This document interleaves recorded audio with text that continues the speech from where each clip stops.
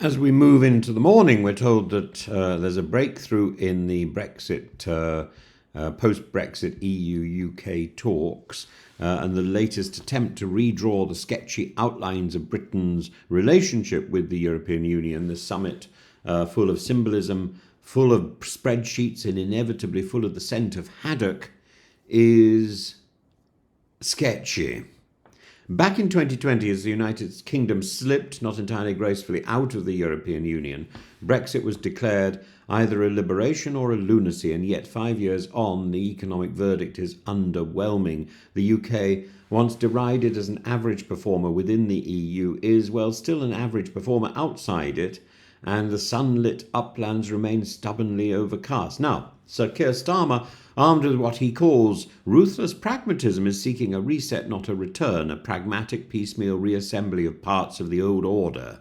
A youth mobility scheme here, a passport e-gate here, a defence pact floated there on the tide of diplomatic good feeling. It is, if you like, the political equivalent of rummaging through the EU's attic and seeing what might still work. Pick and mix. A good tradition of Woolworths. The youth mobility proposal, an attempt to allow 18 to 30-year-olds reciprocal work and study rights, has already stirred accusations of free movement by the back door. But such a scheme, capped and time-limited, is both politically palatable and economically logical. British hospitality and retail sectors, hallowed by labour shortages, should quietly welcome it, and British students currently paying through the nose to study in Europe might yet retrieve a semblance of Erasmus charm, even if it now comes with more paperwork and less poetry. Then there's the little matter of queues. British travellers, once waved through with a cheery nod, now stand in lengthy airport lines, awaiting stamps and suspicion. The new arrangement, the new agreement, proposes the reintroduction of e-gate access for British passport holders across EU airports, a modest but meaningful win for holiday makers, if not for sovereignty purists. For exporters, especially in food and agriculture, the stakes are higher. Rotting produce and customs bottlenecks have illustrated the absurdity of current arrangements. The deal would harmonise Britain's food safety rules with those of the EU, easing sanitary and phytosanitary barriers. But this is no bargain. It comes at the price of dynamic alignment. The UK will follow EU rules without shaping them. It is, in a sense, rule taking by another name.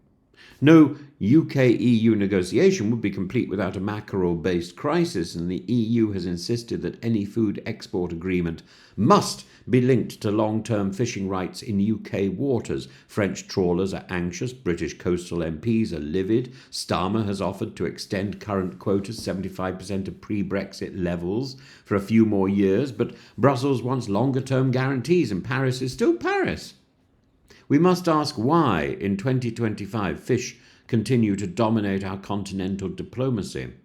The entire UK fishing industry accounts for less than 0.1% of GDP, about the same as the UK's toy market, yet symbolically it wields immense power. Sovereignty, after all, has a salty tang, and Brexit, more than anything else, has done its bit to destroy what little remains of our fishing fleet.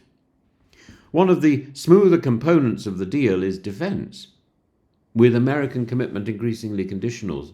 For example, Trump's latest tariff tantrums. Both London and Brussels want to signal readiness to work together. The UK will participate in EU defence planning. British firms will have access to EU procurement funds, and there's talk of British troops operating under European missions in the name of shared security. But the real security alliance is NATO. The EU's defence structures remain politically ambiguous but practically limited. And when Farage shouts about a European army, one is reminded of the old line about Belgium invading Albania, technically possible but not exactly imminent. And so we arrive at the central paradox. This deal may well help business. It may lubricate student exchanges. It may allow for faster passport checks, but it will not revolutionise the UK economy or reforge broken trust. It is not, despite the fanfare, the second coming of EU membership. Why? Because the single market is no longer the engine it once was. Wolfgang Munchauer acerbically notes the EU's regulatory overreach on AI, crypto digital services, has made it a graveyard for innovation. Services, the lifeblood of the UK economy, remain poorly integrated across the bloc. And the Defence Pact is, as ever, less about muscle and more about posturing. So what are we left with? We're left with neighbourliness, agreements on energy trading, on law enforcement, on university fees and mobility. These are not foundations of a new empire, they are protocols of good housekeeping, and that, perhaps, is all they were ever meant to be. Hans Christian Andersen taught us to be wary of possessions in which everyone pretends to see what isn't there.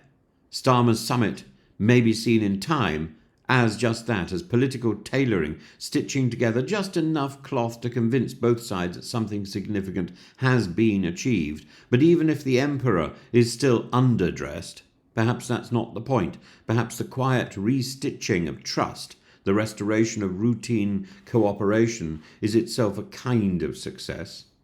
And so, with cautious optimism and the smell of fish lingering in the corridors, I think we should watch the UK and EU not move in together, but maybe agree to borrow a bag of sugar or a few spoons, maybe in the American terminology, borrow a cup of sugar.